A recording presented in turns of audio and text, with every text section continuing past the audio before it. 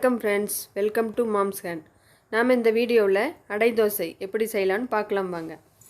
இதுக்கு 250 கிராம் புழுங்கல் அரிசி எடுத்துருக்கோம். அதே கப்பில் பருப்புகளை எல்லாம் எடுத்துக்கலாம். இப்போ 4 ஒரு பாகம் உளுந்து சேர்த்துக்கலாம். இந்த கப்பு 4 ஒரு பகுதி. இதில் 1 கப் துவரம் பருப்பு எடுத்துக்கலாம். 1 கப் பாசிப்பயிறு எடுத்துக்கலாம்.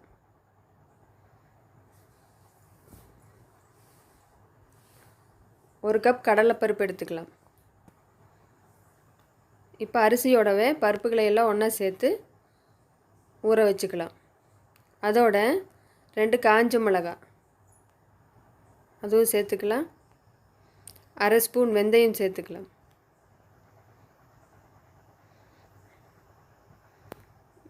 எல்லாமே கலந்துட்டு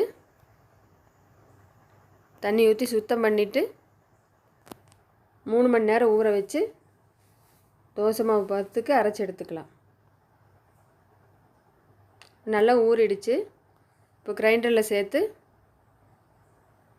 நைஸாக அரைச்சி எடுத்துக்கலாம்.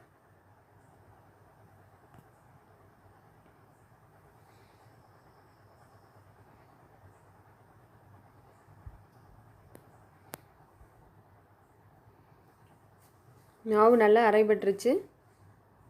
இப்போ மாவு அள்ளி எடுத்துக்கலாம்.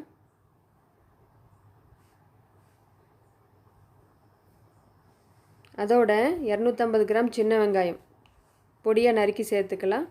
4 கொத்து கருவேப்பிலையும் அதோடவே பொடியாக நறுக்கி சேர்த்துக்கலாம். கொஞ்சமாக பேக்கிங் சோடா, மாவுக்கு தேவையான அளவு உப்பு,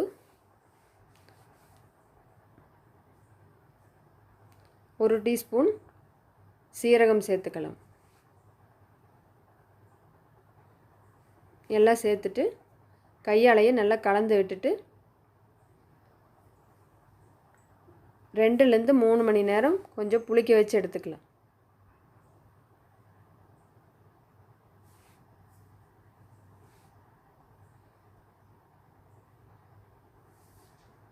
தோசை மாவு பதத்துக்கு கொஞ்சம் தண்ணி மாதிரியே மாவு இருந்தால் தோசை வாக்கிறதுக்கு நல்லாயிருக்கும். மாவு புளிச்சு ரெடியாக இருக்குது. இப்போ தோசை ஊற்றிக்கலாம். நார்மலாக ஊற்றுற தோசையை விட கொஞ்சம் கனமாகவே ஊற்றிக்கலாம். மேலே 1/2 ஸ்பூன் எண்ணெய் விட்டு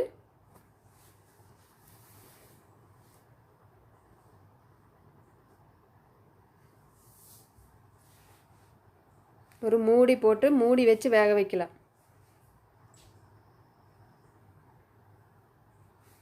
இப்போ தோசையை திருப்பி போட்டு 2 பக்கம் வேக வச்சு எடுத்துக்கலாம்.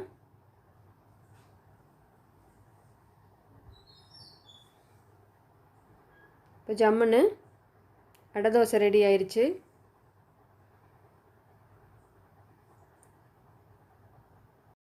இதுக்கு தேங்காய் சட்னி, டிஃபன் சாம்பார் தொட்டுக்கிறதுக்கு ரொம்பவே நல்லாயிருக்கும். இதே அளவுகளோடு செஞ்சு பார்த்துட்டு கமெண்ட்டில் சொல்லுங்கள். தேங்க்யூ.